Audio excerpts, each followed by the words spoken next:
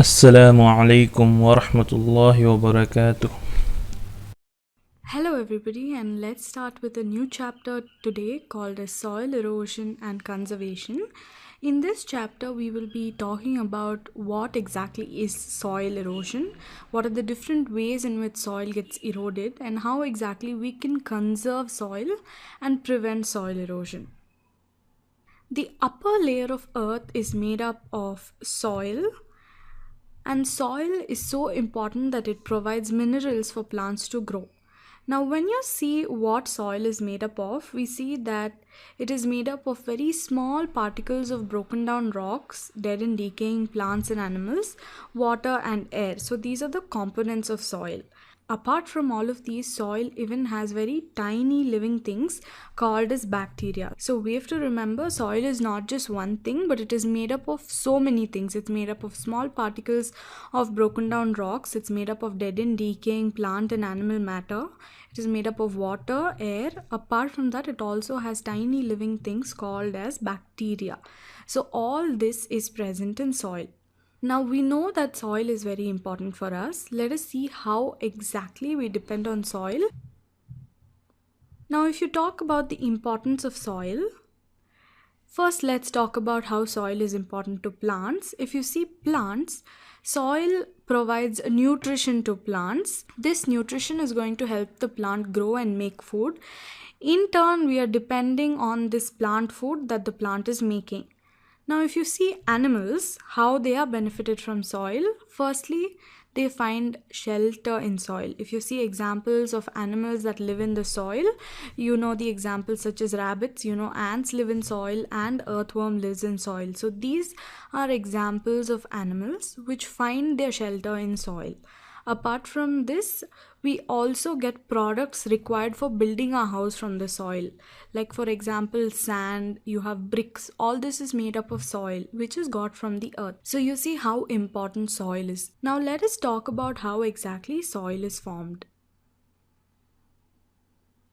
Now, if you see this, when rocks break down into smaller pieces, soil is formed. Okay, so this process is called as a weathering of rocks. This process where soil is formed because of rocks that break down is called as weathering of rocks. There are various reasons why weathering of rocks can happen. It can happen because of animals, it can happen because of roots of plant that go very deep into certain rocks, it can happen because of the rain, because of force of flowing water. As the water is flowing, it cuts across the rocks and goes sometimes, because of very harsh winds and various weather changes can lead to the breakdown of rocks into smaller pieces. Now, how exactly this happens? Moving water carries rocks. Now, forceful water can carry anything with it. So, when it carries these rocks, they knock against each other. So, when they knock against each other, they break into smaller pebbles. Okay, so once they break into smaller pebbles, finally you end up with a tiny grain of sand. If I have to show you the picture, first water is going to carry away rocks bit by bit, and this bit by bit is going to be converted into pebbles. So rock gets converted into pebbles, and pebbles in turn get converted into a tiny grain of sand. So pebbles get converted into a tiny grain of sand. So this is how exactly soil is formed. Now, in the next part of the chapter, let us look at soil erosion more in detail and how exactly it is caused. Now, when you see soil erosion, the soil on earth is formed when it settles in layers. So, soil is formed when it settles in layers. In these layers, the topmost layer is called as the topsoil. You have to remember this very carefully. The topmost layer of the soil is called as topsoil. If you have to see a picture of it, it's right here. If you dig the soil a little, it's very dark and humid, right? That is the topsoil. This topsoil gets mixed with humus and is the fertile part of the soil. What do I mean by this term humus? Humus is nothing but organic matter like dead and decaying plants and waste materials, natural waste. All of this mixed together increases the fertility of the soil because a lot of minerals and vitamins get into soil because of dead and decaying plant and animal matter. If the topsoil is removed by either wind or water, the fertility of this soil is lost and the land becomes barren. What do I mean by barren? Barren means a dry land where plants cannot grow.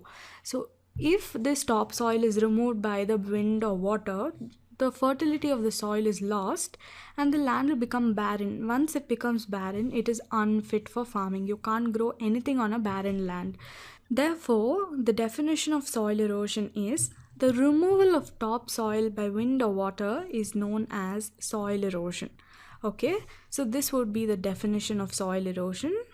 Now that we know what soil erosion means, let us look at the various causes of soil erosion.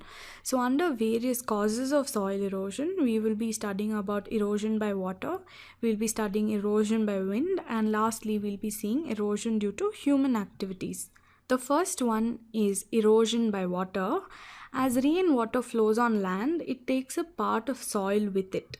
So this results in soil erosion. Now if you can see this picture right here, rain is falling, because of which all the soil particles will be disturbed and it will start flowing along with water.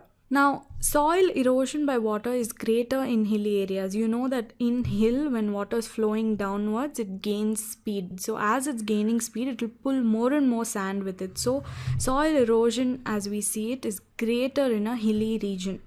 Whereas when you see plains, the flow of river slows down. Because of this slowing down, all the soil that it has collected from uphill, it will start depositing it at the plains. Now what happens over the years, when these deposits increase, rivers will change their course. And when rivers change their course, it can result in floods. And this, results in heavy loss of life as well as property. Now we will talk about erosion by wind. If you see the first picture here, strong winds cause topsoil to be blown away, especially in areas where there is less vegetation to bind the soil. You can see this picture here. This soil is carried and goes and deposits at a place where there is less wind speed. So wherever there is a lot of wind speed, all the soil is carried. So you can see all the soil is being carried away from this region. Finally, it will go and settle at a place where there is less airspeed. Now, soil erosion because of wind is greatest in dry areas, especially desert, because there is nothing growing there. There is nothing to hold on to the soil, so it is freely moved around from left, right, and center. So this kind of erosion because of wind is seen greatest in places which are dry, for example, the deserts. Now let's talk about erosion due to human activities. Now roots of plant hold the soil particles together. You can see here in this picture how these roots are holding the soil between them. You can see in this area, it's all holding it on, right? Now let us see how exactly humans are responsible for it. Firstly, we will talk about deforestation. Now when you see deforestation, we've cleared out forests for our sake. We start building farmlands, we start building cities, we start building roads, and we also cut down trees for our wooden requirements. Now if you see this picture here, it talks about how Manhattan was in 1609 and how Manhattan is from 2009 up till today. You can see how much of green cover is there back then and how it is completely converted into a city. So you can see here itself the example of deforestation, how a forest land has been converted into a city. In other words, this leaves the land bare and increases erosion. Even sometimes plowing leads to soil erosion because it leaves the soil loose. So because of this, when there is a wind that blows on plowed land, all the soil gets taken away. So you can see what is deforestation. You can see this crane here that is taking wood for our use. Now another method in which humans are actually responsible is overgrazing. Now what is overgrazing? We know that we rear cattle for our use, right? And when these cattle go and overgraze, they eat up all the grass and expose the topsoil. Now because of this, there is an increase in soil erosion. So the two methods in which humans are contributing to soil erosion is by deforestation and overgrazing. Now with this, we come to the end of part 1 of this chapter. Let's do a quick recap of what all we did in today's class. So we saw what was soil erosion, then we went to the various ways in which soil gets eroded. In that, first we spoke about soil erosion by water, Then we spoke about soil erosion by wind. Thirdly, we spoke about soil erosion by human activities. Now, under this, human activities like deforestation and overgrazing are responsible for soil erosion.